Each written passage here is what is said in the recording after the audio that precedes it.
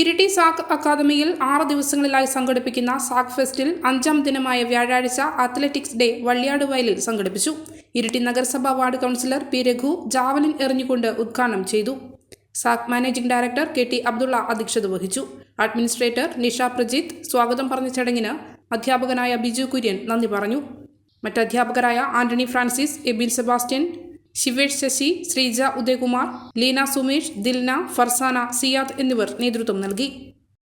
സാക് fest എന്ന് പറയുന്നത് തന്നെ ഒരുമിച്ച് ചേരലിന്റെ ആഘോഷങ്ങളാണ്. വിദ്യാർത്ഥി എന്ന ലേബലിൽ നിന്നും ഒരു ജോലിക്കാരൻ അല്ലെങ്കിൽ ജോലിക്കാരി എന്നുള്ള ലേബലിലേക്ക് നീങ്ങുന്നതിന് മുന്നേയുള്ള സമയത്തെ ഒരു ഒത്തുചേരൽ. നമുക്കറിയാം, നാം ഇന്ന് ഒത്തുകൂടിയിരിക്കുന്നത് സാക് ഫെസ്റ്റിന്റെ 5ാം ദിനമായിട്ടുള്ള അത്ലറ്റിക്സ് ഡേയിലാണ്. വ്യത്യസ്തങ്ങളായിട്ടുള്ള പ്രവർത്തനങ്ങൾ ഏറ്റെടുത്തുകൊണ്ടാണ് സാക് എല്ലാ വർഷവും മുന്നോട്ട് പോകുന്നത് എന്നുള്ളത് വളരെ സന്തോഷകരമാണ്. ചാരിറ്റി പോലുള്ള പ്രവർത്തനങ്ങൾ ഉൾപ്പെടുത്തിക്കൊണ്ടാണ് സാക് ഫെസ്റ്റ് മുന്നോട്ട് പോകുന്നത്. നിങ്ങളുടെ ഇന്നത്തെ പരിപാടി ഇവിടെ രാവിലെ മുതലേ ആരംഭിച്ചു കഴിഞ്ഞു. ഇതിന്റെ ഉദ്ഘാടനം എന്നുള്ളത് ഒരു ഔപചാരികതക്ക് വേണ്ടി മാത്രമാണെന്ന് അറിയാം. അതിലൂടെ സൂചിപ്പിച്ചതുപോലെ ഉദ്ഘാടന പ്രസംഗം എന്നുള്ള നിലയിലൊന്നുമില്ല, 2 വാക്ക് നിങ്ങളോട് പറയുക എന്നുള്ളത് മാത്രമാണ് ആഗ്രഹിക്കുന്നത്. ഈ വേളയിൽ എനിക്ക് തോന്നുന്നു വളരെ സങ്കടകരമായിട്ടുള്ള ഒരു അവസ്ഥയിലും ഇന്ന് രാവിലെ നിഷ വിളിച്ചപ്പോഴാണ് അറിഞ്ഞത് MDയുടെ ഉമ്മ ഇന്നലെ മരണപ്പെട്ടു പോയി എന്നുള്ള വിവരം.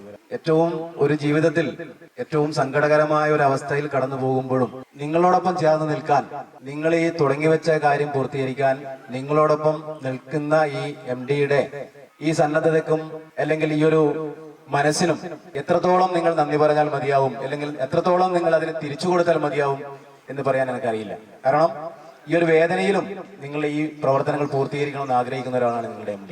നമുക്കറിയാം, നമ്മുടെ സമൂഹത്തിനകത്ത് ഇന്നത്തെ കാലത്ത് സാംസ്കാരിക മേഖലയെ, കായിക മേഖലയെ, അതിനോടൊപ്പം മറ്റ് ടൂറിസം മേഖലയെ ശക്തിപ്പെടുത്തിക്കൊണ്ടുപോകേണ്ടുന്ന ഒരു കാലത്താണ് നമ്മൾ ജീവിക്കുന്നത്. മലയോരത്തിന്റെ സ്വന്തം പ്രാദേശിക ചാനൽ HNN. നിങ്ങളുടെ നാട്ടിലെ വാർത്തകളും വിശേഷങ്ങളും ഞങ്ങളെ അറിയിക്കുവാൻ വിളിക്കൂ 9447691771 9074215391. നിങ്ങളുടെ നാട്ടിലെ വാർത്തകളും വിശേഷങ്ങളും ഞൊടിയിടയിൽ അറിയുവാൻ ഏജനറ്റ് ന്യൂസ് ചാനൽ സബ്സ്ക്രൈബ് ചെയ്യൂ.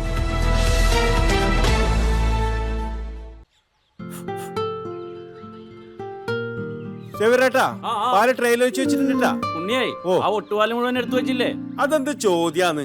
ആരെങ്കിലും ഒട്ടുപാലം എടുക്കാണ്ട് പോവാ? ഒട്ടുപാലം കെട്ടിപ്പിടിച്ച് അങ്ങോട്ട് ഇരുന്നോ. എന്റെ മനുഷ്യ റബ്ബർ ഷീറ്റ് ഇങ്ങനെ കുന്നുകൂട്ടിട്ട് എന്തോ ഉണ്ടാക്കാനാ?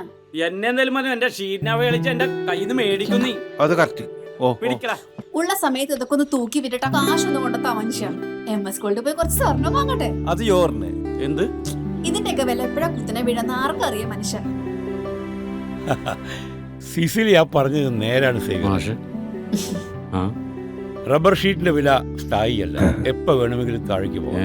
പക്ഷെ സ്വർണത്തിന്റെ വില അങ്ങനെയല്ല, അത് റോക്കറ്റ് പോലെ കുതിച്ചുകൊണ്ടിരിക്കുകയാണ്. അങ്ങനെ പറഞ്ഞു കൊടുക്കും മാഷേ. മാത്രവുമല്ല, MS ഗോൾഡിന്റെ സ്വർണ്ണ സമ്പാദ്യ പദ്ധതിയിൽ പണിക്കൂലിയുമില്ല. എന്റെ പുതിയ MS Gold and Diamonds, Iriti, Peravur, Ramanagara, Kanagapura, the real source of purity.